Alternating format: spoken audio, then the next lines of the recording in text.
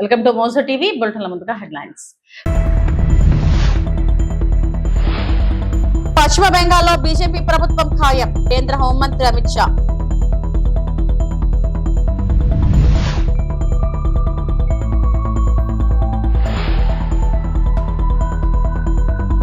తమిళనాడులో చంద్రబాబు ప్రచారం, ఎన్డీఏకు మద్దతు ఇవ్వాలంటూ పిలుపు.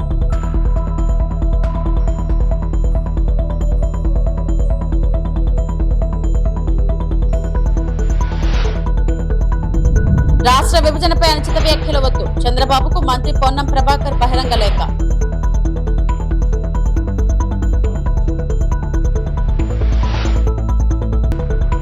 పెద్దదస్తగిరి హత్యపై మంత్రి పార్థసారథి సంచలన వ్యాఖ్యలు, వైకాపాపై తీవ్ర ఆరోపణలు.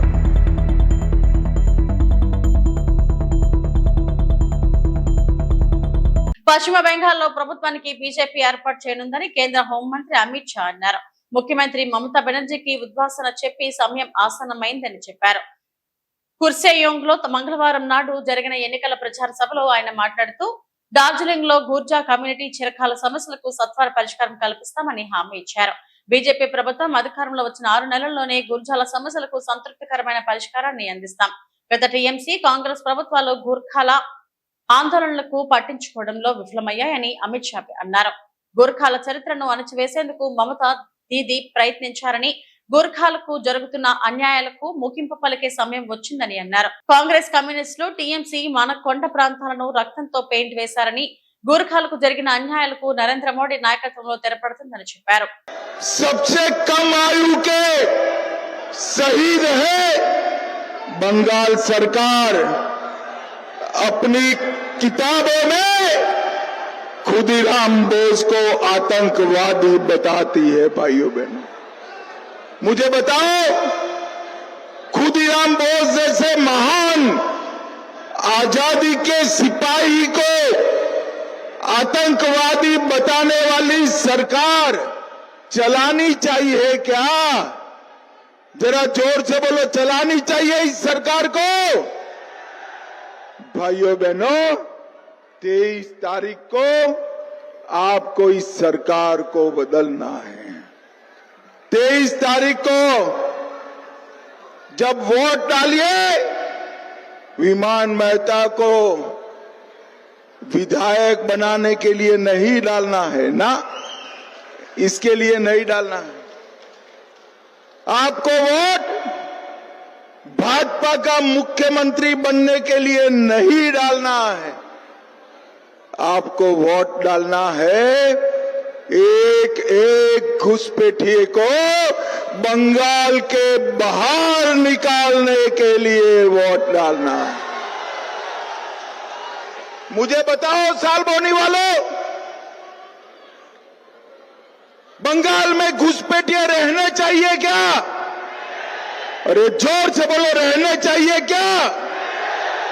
ये घुसपैठिए हमारे युवाओं की नौकरी छीन रहे हैं, गरीबों का अनाज छीन रहे हैं और देश को.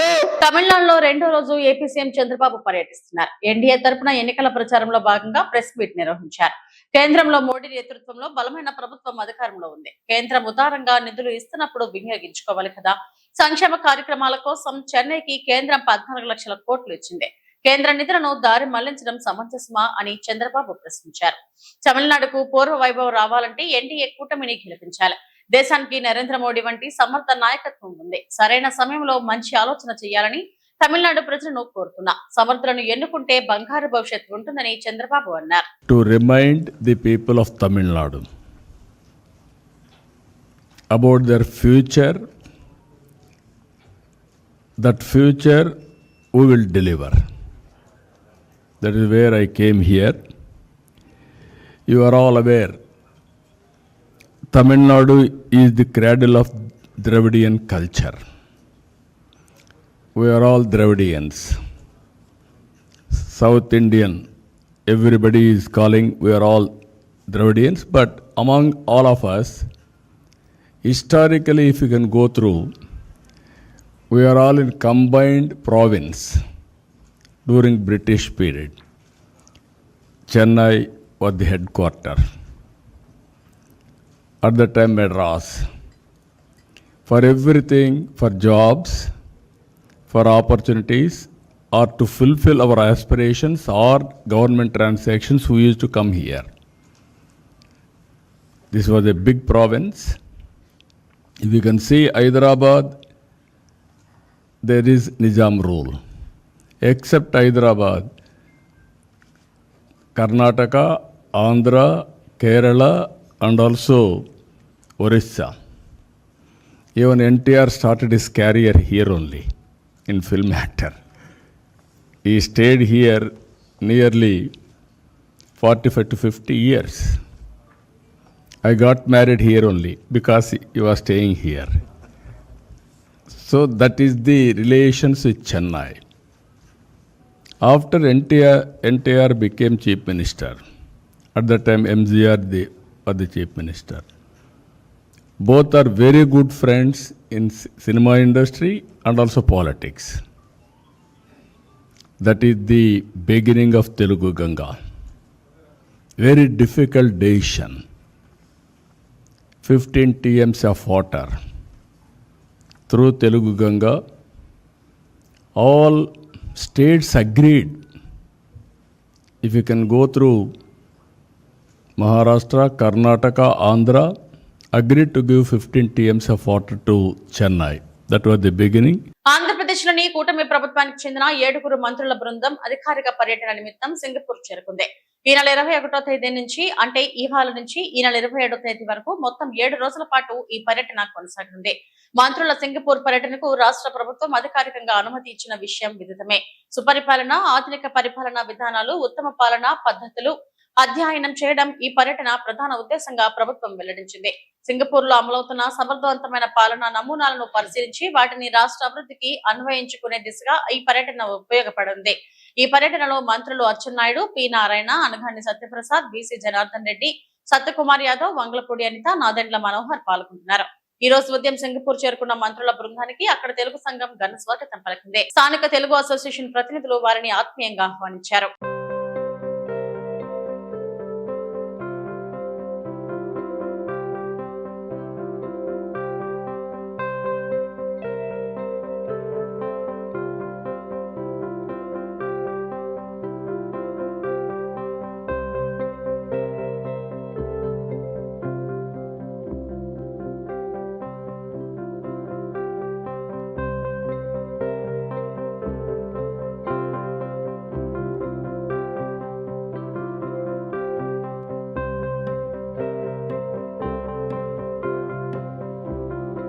ప్రజల దృష్టి మళ్లించేందుకు వైకాపా నేతలు ఎన్ని నాటకాలను ఆడుతారని మంత్రి పార్థసారథి విమర్శించారు.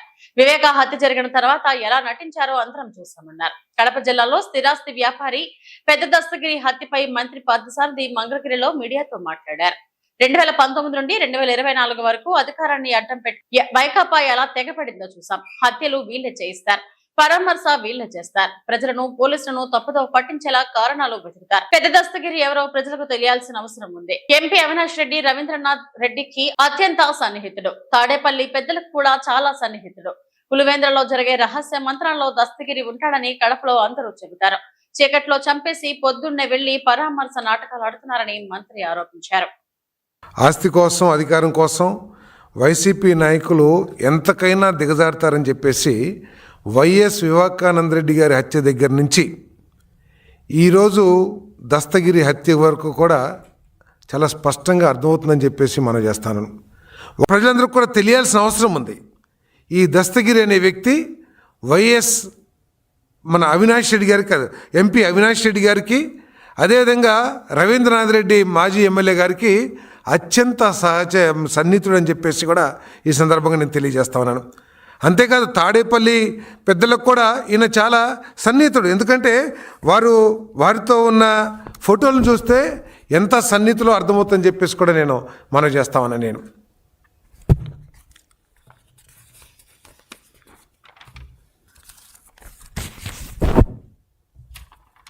ఆఖరికి ప్రతి పులివెందుల్లో జరిగే రహస్య మంత్రాల్లో, అది రాజకీయ మంత్రాలు కానివ్వండి, లేకపోతే ఇటువంటి కుట్రలు కుతంత్రాలకు సంబంధించిన మంత్రాలు కానివ్వండి, అటువంటి మంత్రాల్లో ప్రతి మంత్రంలో కూడా ఈ దస్తగిరి గారు ఉంటారని చెప్పేసి కడపలో అందరూ కూడా చెప్పుకుంటాం, అది వాస్తవం అని చెప్పేసి కూడా ఈ సందర్భంగా నేను తెలియజేస్తాను. దీంట్లో ఆశ్చర్యం ఏంటంటే చీకట్లో చంపేస్తారు, మళ్ళీ పొద్దున్నే వెళ్ళేసి మొట్టమొదటిగా వీళ్ళే వాళ్ళకి నివాళులు అర్పించడం లేకపోతే మొసలి కన్నీరు కారుస్తాం చేస్తూ ఉంటారని చెప్పేసి కూడా నేను మనం చేస్తాను. ఉమ్మడి ఆంధ్రప్రదేశ్ విభజనపై అనుచిత వ్యాఖ్యలు చేయడం ఎవరికి మంచిది కాదని తెలంగాణ మంత్రి పొన్నం ప్రభాకర్ అన్నారు. ఈ మేరకు ఏపీ సీఎం చంద్రబాబుకు బహిరంగ లేఖ రాశారు. విభజనపై ఎంపీ తేజస్వి వ్యాఖ్యలను లోక్సభ రికార్డుల నుంచి తొలగించేలా చొరవ తీసుకోవాలని విజ్ఞప్తి చేశారు. బీజేపీ, టీడీపీ నేతలు, జనసేన అధినేత వ్యాఖ్యలు సముచితంగా లేవు. రాష్ట్ర విభజన అనుచితంగా జరిగినట్లు చేసే వ్యాఖ్యలు విద్వేషాలు రగిలించేలా ఉన్నాయి. మీరు చొరవ తీసుకుని నేతలకు సర్ది చెప్పాలి. విభజనపై ఎంపీ తేజస్వి వ్యాఖ్యల విషయమై స్పీకర్ కు లేఖ రాయాలని పొన్నం పేర్కొన్నారు.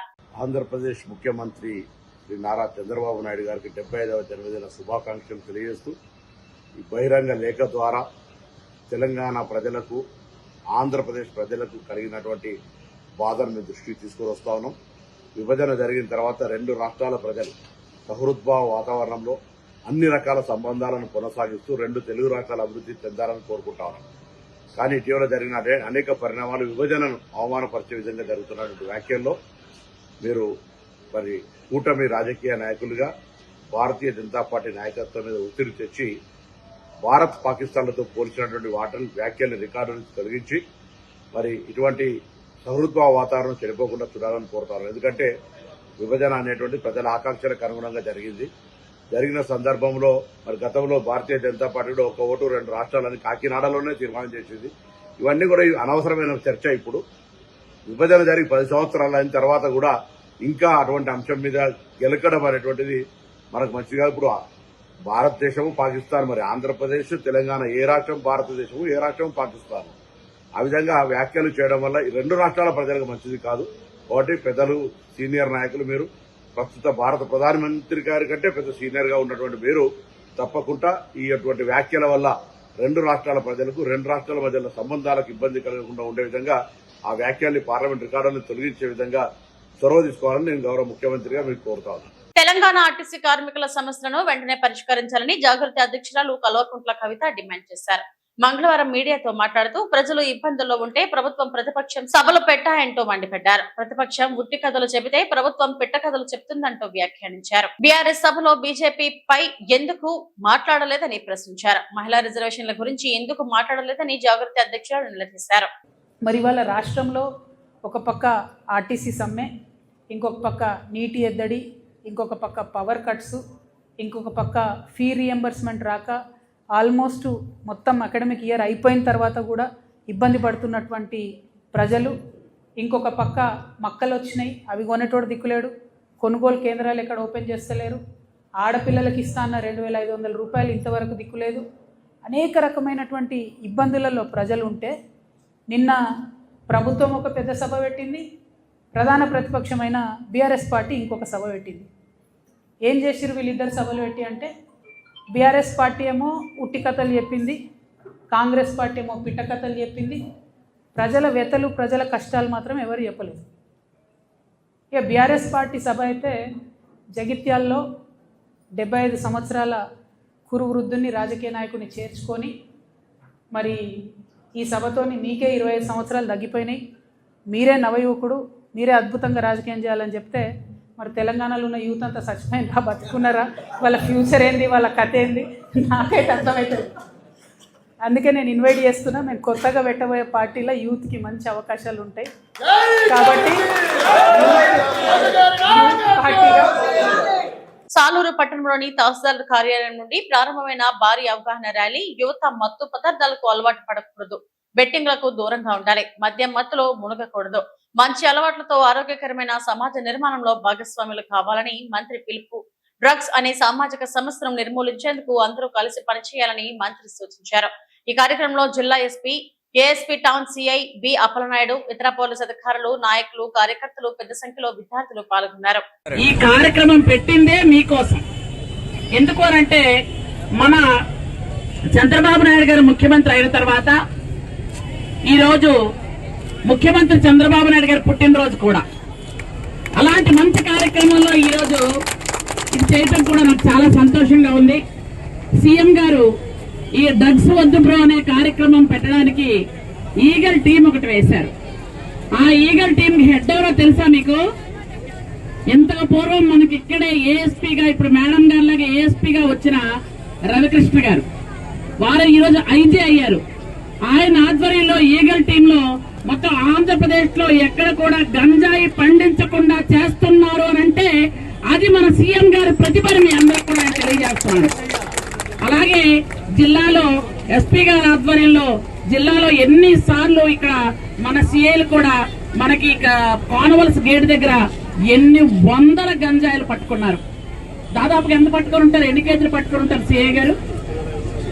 2500 కేజీలు పట్టుకోవడం జరిగిందంటే ఎంత దారుణంగా గంజాయి వెళ్తుందో ఒకసారి ఆలోచించండి. ఇంత ఎండగుంది, నేను ఎక్కువసేపు మాట్లాడిన ఎందుకంటే నాకు చాలా మాట్లాడాలని దీని మీద. ముఖ్యంగా ఇక్కడున్న మీ పిల్లలందరికీ కూడా ఈ గంజాయి మీద అవగాహన రావాలి. డ్రగ్స్ వద్దు బ్రో అన్నాము అని అంటే మీలో మీ స్కూల్లో మీరు, ఎందుకంటే మీరు అందరూ మంచి పిల్లలు, మీరు వాడరు, కానీ మీ స్కూల్లో ఎవరైనా వాడితే అది ఖచ్చితంగా టీచర్కైనా చెప్పాలి, లేదా అమ్మా నాన్నకైనా చెప్పాలి. ఎందుకంటే వాళ్ళలో తేడా ఉంటుంది కాబట్టి ఖచ్చితంగా అది మీరు చెప్పిన రోజే మన ఆంధ్రప్రదేశ్ ఖచ్చితంగా బాగుపడుతుందని మీ అందరికీ నేను తెలియజేసుకుంటున్నాను. అలాగే ఐపీఎల్ టైం ఇది. ఈ ఐపీఎల్ టైంలో అందరూ కూడా క్రికెట్ చాలా ఎక్కువ చూస్తున్నారు. చూడడం తప్పను, ఆడడం తప్పను, కానీ బెట్టింగ్లు కాయడం మాత్రం ఖచ్చితంగా తప్పే. పిల్లలు దానివల్ల మీ దగ్గర ఉన్న డబ్బులన్నీ అయిపోతాయి, అప్పుల పాలైపోతారు, అమ్మా నాన్న మీద ప్రెజర్ పడతారు. నిన్నటికి ఒక్క నెల రోజుల క్రితమే ఒక అబ్బాయి సూసైడ్ కూడా చేసుకున్నాడు, అప్పులు తీర్చలేక. ఎందుకంటే ఇట్లాంటి వాటికి అప్పులు ఎవరిస్తారో నాకు అర్థం కాదు, కానీ ఆ అబ్బాయి 2 లక్షల రూపాయలు అప్పు చేసేసాడు. 2 లక్షల అప్పు ఎలా తీరుస్తాడు? వాళ్ళ నాన్న రైతు కూలి.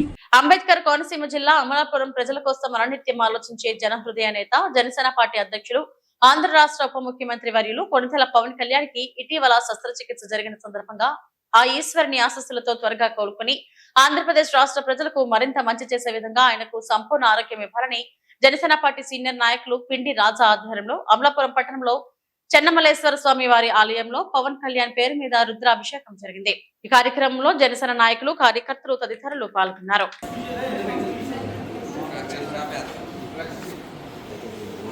ఓం సహస్రేషాః సహస్రాక్ష సహస్రపాద్ సభువింద్రిస్తతో వృత్మా అత్తదష్టదశాంగలం పురుష ఏవేదహం సర్వం యద్భూతం యస్య భవ్యం ఉదామృతత్వానస్య మహిమా అధోజ్ఞాయామస్యామోషః పాదోః విశ్వాభూతాని ప్రమాదస్యా పుండ్రవే ప్రమాదే పురుషః పాదోః స్యాః పవాత్మనః అతో వస్వం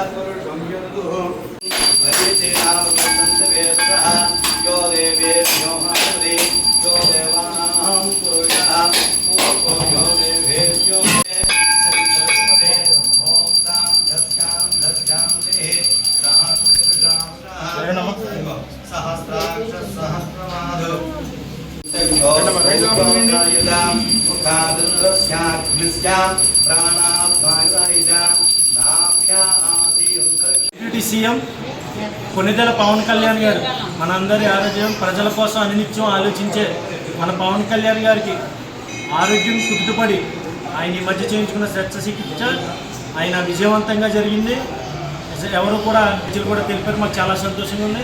ఆయన రానున్న రోజుల్లో కూడా ఆయన సంపూర్ణ ఆరోగ్యంతో ఈ ఆంధ్ర రాష్ట్ర ప్రజలకు మరింత మంచి చేసే విధంగా ఆయన ప్రజల్లోకి రావాలని చెప్పేసి ఈరోజు అమలాపురం నియోజకవర్గం చెన్నమల్లేశ్వర స్వామి ఆలయంలో రుద్రాభిషేకం చేయించడం జరిగింది. ఈ యొక్క మహిళలు అందరూ, మహిళా ముక్తులు అందరూ వచ్చి కూడా ఆయనకి ఆశీర్వదించారు. ఆయన మాకు పండితుల చేత కూడా మాకు ఆయన్ని దీవించాలని చెప్పేసి మమ్మల్ని అడుగుతున్నాం. గిరిజన సాంప్రదాయం ముట్టుపడేలా గిరిజనుల నృత్య ప్రదర్శన. ఛత్తీస్గఢ్ రాష్ట్రంలో బీజాపూర్ జిల్లా బాలేరాస్ గ్రామంలో గిరిజన సాంప్రదాయ డ్రమ్ నృత్యాన్ని అత్యంత వైభవంగా ప్రదర్శించారు. కవాసి కుటుంబంలో వివాహ వేడుక జరిగింది. జిల్లా పంచాయతీ ఉపాధ్యక్షుడు మహేష్ కుంజం, జిల్లా ఉపాధ్యక్షురాలు మధ్వి హిద్మా, బస్తారియా రాజ్, యూత్ ఫ్రంట్ రాజేష్ నాగ్, బమన్ క్రోరం బలేరస్ చేరుకుని ఈ వివాహాన్ని తిలకించారు. గిరిజన సాంప్రదాయ నృత్యం ఆహుతులను ఎంతగానో ఆకట్టుకుంది.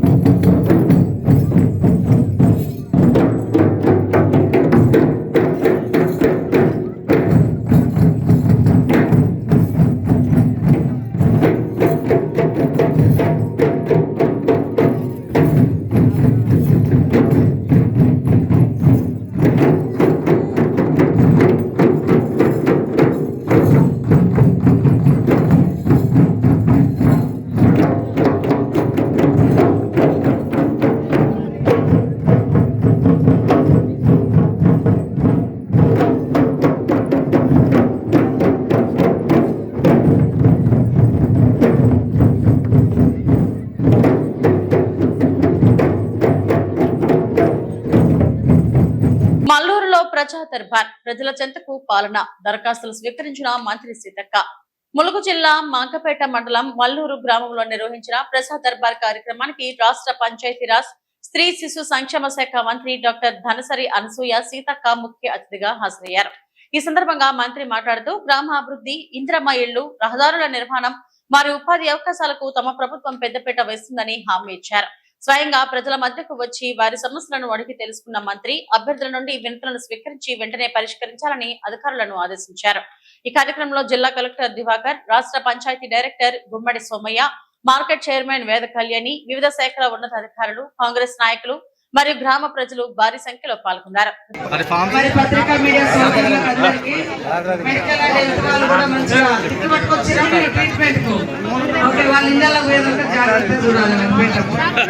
అందరికి దాదాపుగా 100 అప్లికేషన్లు వచ్చినాయి. అదే విధంగా ఆయా గ్రామాలలో 2-3 అప్లికేషన్లు వచ్చినాయి. అదే విధంగా సమస్యల మీద ఖచ్చితంగా ఈ రకంగా ప్రశాంతంగా చేసుకుంటే చాలా వరకు సమస్యలు పరిష్కారం అయితే. ఎందుకంటే నేను ఒక్కదాని వస్తే నా యొక్క అధికారం లేనప్పుడు ఆ సమస్యలు పరిష్కారం కావు, లేదా కలెక్టర్ గారు వస్తే ఇంకో డిపార్ట్మెంట్ అధికారులు లేనప్పుడు అవి కాదు. కాబట్టి ఇప్పుడు దాదాపు 5-6 సమస్యలు ఇప్పుడే వాళ్ళకి ఆర్డర్స్ కూడా ఇచ్చేస్తా ఉన్నాం. మరి రోడ్లు కావచ్చు, నీళ్ళది కావచ్చు, మరీ ఘోరంగా ఉండి అసలు ఇబ్బందులో ఉన్నటువంటి వాళ్ళు 1-2-3 ఏమన్నా ఇల్లులు ఉంటే కూడా వాళ్ళది కూడా ఇచ్చేస్తా ఉన్నాం. చూసి వెరిఫై చేసి వాళ్ళ ఇల్లు ఉందా లేదా అని. ఇంకా కొంతమంది చాలా మంది ఇల్లుల కోసం పెట్టుకున్నారు. ఇప్పుడు 2వ విడత వస్తుంది. దాంట్లో తప్పకుండా ఈరోజు అప్లికేషన్ ఇచ్చిన వాళ్ళల్లో ఇప్పుడు హౌసింగ్ వాళ్ళు, ఇల్లుల శాఖ మరి ఏఈ గారు, డిఈ గారు ఇక్కడికి వచ్చారు. అవి వెంటనే వెరిఫై చేసి లిస్ట్ మనకు పంపించండి. మరి మళ్ళీ పంపిణీ అంటే మనకు 2వ విడతలో ఈజీగా ఓకే వీళ్ళకి ఇల్లు ఉంది లేదు, ఉన్నది లేదు, వస్తే లేని వాళ్ళది ఇక్కడనే మళ్ళీ మనం ఒక పూట మీటింగ్ పెట్టి వాళ్ళ మరి పట్టాపత్రాలు అంటే ఇళ్ళ పట్టాలు కూడా, ఇల్లు శాంక్షన్ కూడా ఇవ్వడం జరుగుతుంది. చాలా మంది పెన్షన్లు కూడా వచ్చిండ్రు. మేము గతంలో కొంతమందికి పెన్షన్లు కూడా ఇచ్చినాము, కానీ ఇక్కడ ఇంకా కొన్ని వచ్చినాయి. వాళ్ళని కూడా ఈ నెల రోజులలో వెరిఫై చేసి జూన్ 2వ తారీఖు నుంచి అంటే జూన్ 1 నుంచి ఆ పెన్షన్లు వచ్చేటట్టుగా కూడా నిర్ణయం తీసుకోవడం జరిగింది. ఒక దాదాపుగా 2 లక్షల పెన్షన్లు కొత్తగా ఇవ్వబోతున్నాం. కాబట్టి ఈ గ్రామ సభలలో వచ్చినటువంటి వాళ్ళది ఇమీడియట్లీ ఎంపీడీఓ గారు సర్వే చేసి మరి అందులో ఎలిజిబిలిటీ ఏముంది అవన్నీ అంటే వాళ్ళ అర్హత వాళ్ళ అవన్నీ కూడా బెనిఫిషరీస్ లిస్ట్ తయారు చేసి పెట్టండి. అట్లనే ఫారెస్ట్ మరియు రెవెన్యూ వాళ్ళది కూడా 3000 ఎకరాలలో డిస్ప్యూట్ ఉంది. ఇవి ఇప్పటివరకు నా బులెటిన్ అప్డేట్స్. నమస్తే.